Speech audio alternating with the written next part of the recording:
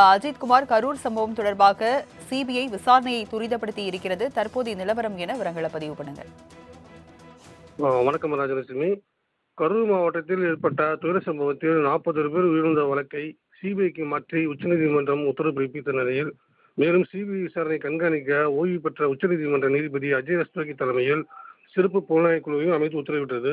இந்த வழக்கு தொடர்பாக கடந்த 17ஆம் தேதி கரூர் வந்த சிபிஐ அதிகாரிகள் அன்று தொடங்கி 2 நாட்கள் விசாரணை நடத்தினர். தீபாவளியை முன்னிட்டு கடந்த 19ஆம் தேதி சொந்த ஊருக்கு புறப்பட்டனர்.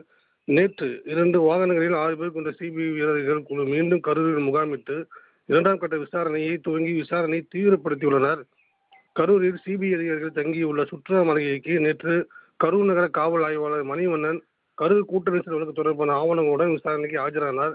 சிபிஐ அதிகாரிகள் சுமார் 1.5 மணி நேரம் அவரிடம் விசாரணை நடத்தினர்.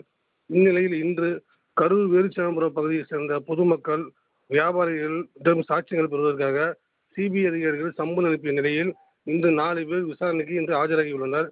வழக்கின் விசாரணை அதிகாரியான சிபிஐ கூடுதல் எஸ்பி முகேஷ்குமார் அளித்திருந்த சம்மன் அடிப்படையில் 40 பேர் தற்போது ஆஜராகியுள்ளனர்.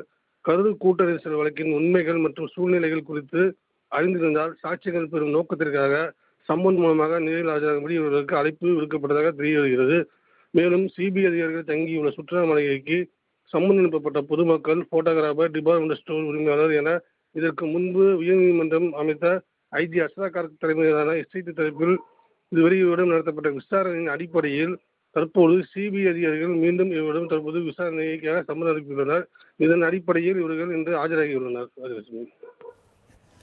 விவரங்களை வழங்கியதற்கு நன்றி அஜித்குமார்.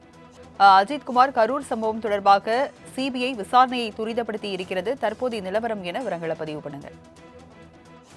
வணக்கம் ராஜலட்சுமி. கரூர் மாவட்டத்தில் ஏற்பட்ட துயர சம்பவத்தில் 40 பேர் உயிரிழந்த வழக்கை சிபிஐக்கு மாற்றி உச்சநீதிமன்றம் உத்தரவு பிறப்பித்த நிலையில் மேலும் சிபிஐ விசாரணை கண்காணிக்க ஓய்வு பெற்ற உச்சநீதிமன்ற நீதிபதி அஜய் ரஸ்தோகி தலைமையில் சிறப்பு புலனாய்வு குழுவையும் அமைத்து உத்தரவிட்டது. இந்த வழக்கு தொடர்பாக கடந்த 17ஆம் தேதி கரூர் வந்த சிபிஐ அதிகாரிகள் அன்று தொடங்கி 2 நாட்கள் விசாரணை நடத்தினர். தீபாவளியை முன்னிட்டு கடந்த 19ஆம் தேதி சொந்த ஊருக்கு புறப்பட்டனர்.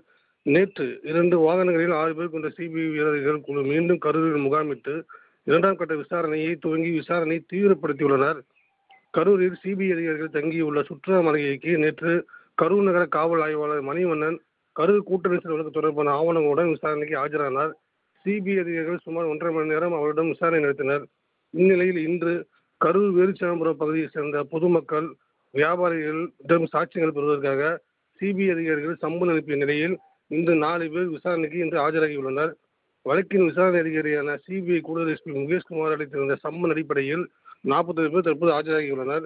கரூர் கூட்ட நெரிசல் வழக்கின் உண்மைகள் மற்றும் சூழ்நிலைகள் குறித்து அறிந்திருந்தால் சாட்சியங்கள் பெறும் நோக்கத்திற்காக சம்மன் மூலமாக நேரில் ஆஜராகும்படி இவர்களுக்கு அழைப்பு விடுக்கப்பட்டதாக தெரிய வருகிறது.